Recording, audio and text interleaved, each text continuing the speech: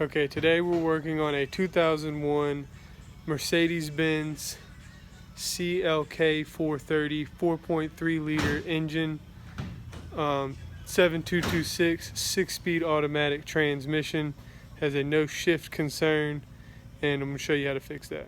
On the rack here up on the lift, it's better if you got a lift. If you don't, then I'm sorry, but let me grab my light real quick so you can see.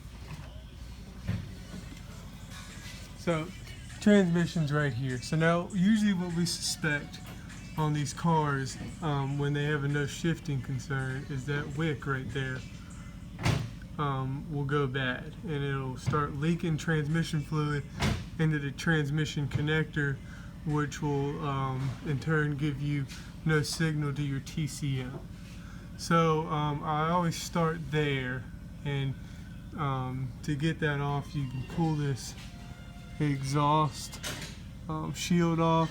Sometimes it doesn't come off, and you can see there's Torx head bolts right there, and you just pull that bolt down, that whole exhaust shield will come down, and you can get to that wick back in there. Now let me show you the wick. Now this is the old wick that came out of it. You can see there's a bunch of fluid down in there, and the O-rings are they're old, pretty hard, and they're just leaking fluid through the connector. Now this is what they call it, a wick, and that's usually what goes bad on these things. Now usually what also we do on these things is we'll pull the pan down, drain all the fluid out, and we'll replace this thing right here. This is called a conductor plate. Now this is basically the brains of the transmission, and it takes a signal from the computer. You can see there's not supposed to be any oil in there. That's what that wick is supposed to protect. So that's what we thought the original problem was, and this was one of the problems. So we usually replace this whole thing. These speed sensors right here will go bad, and they won't let you shift. And so to get this off, you take the whole valve body down. It's probably about 6 bolts, and you take each bolt out of here. And there's solenoids that come out, and I usually just put them off to the side right there so I don't lose them and get them misplaced in the wrong order. And you just put the new one on, and there's a little clip right there. It kind of clips down on the valve body on that side and right there. So 2 clips, and it'll pop right off. You put your new one of those on the valve body, and you put it back up in there. Now to get that little wick out of there, it's kind of a hard process. You gotta get this little 7mm bolt down in there, and you gotta screw that out, and that unscrews from the conductor plate, and then that wick will pop on out of there. And the wick is supposed to look like this, with this little plastic connector right there broke. So that's what we usually do to fix these cars. In this case, if you've already done that and you already know, that's how they get fixed, and you still don't have a shift concern. I'm going to show you what you do there for the next step. After you replace your conductor plate, and then you take it down the road, and you still don't have any shifts. You're still stuck in second gear, which is what they call fail-safe. So I'm going to show you what you do next. Okay, so the next thing you want to do is and I got this already apart. I just left it apart so I can show you.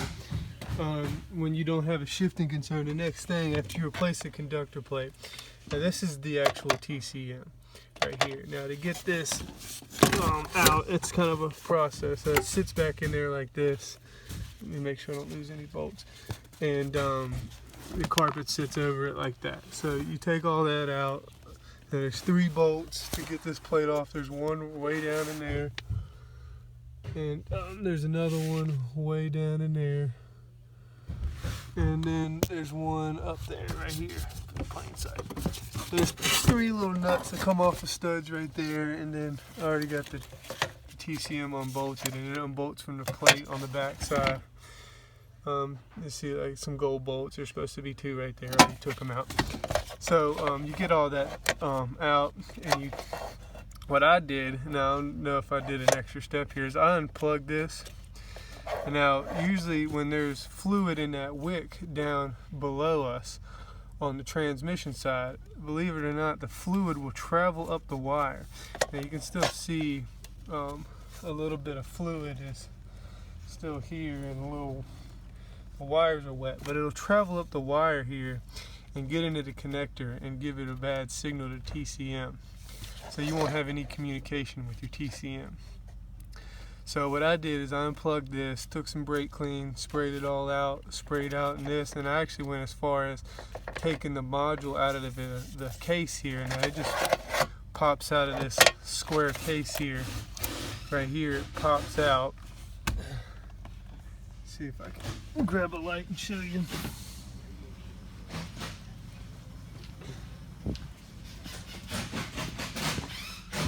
Yeah, it pops out right here. You just take a screwdriver and pry that up. You might be able to see on the other side where I pried it up a little bit, and just in this whole connector piece slides out the whole module, and there's a circuit board down in there. And I took it, blew the whole circuit board off. There's a little bit of fluid in there, but the majority of the fluid was inside the connectors here.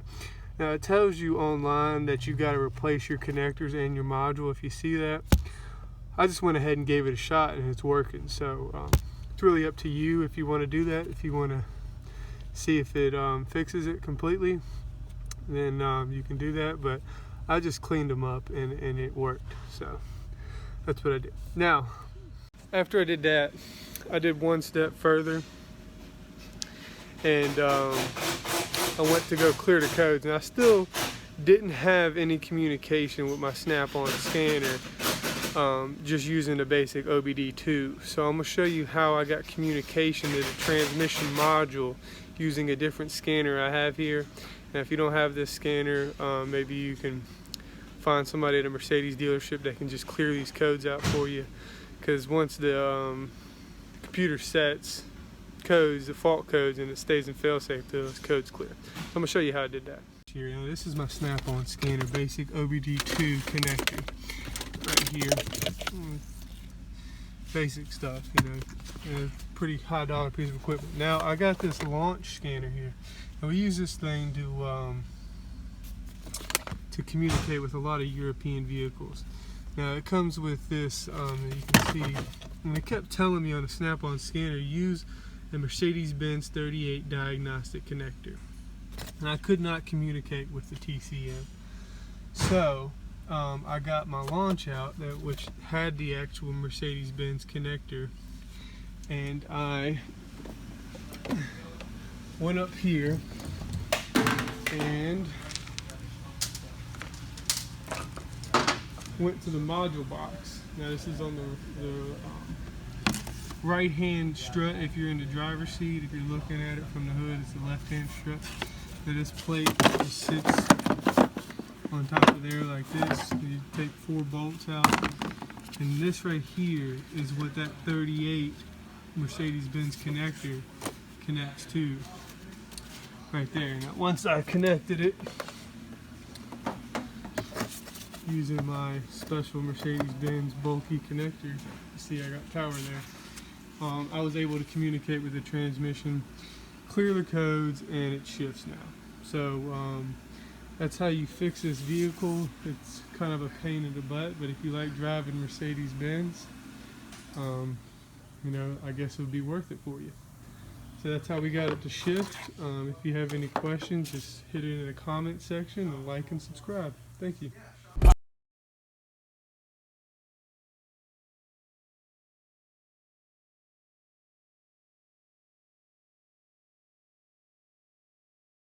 Cases we beat it like Tina.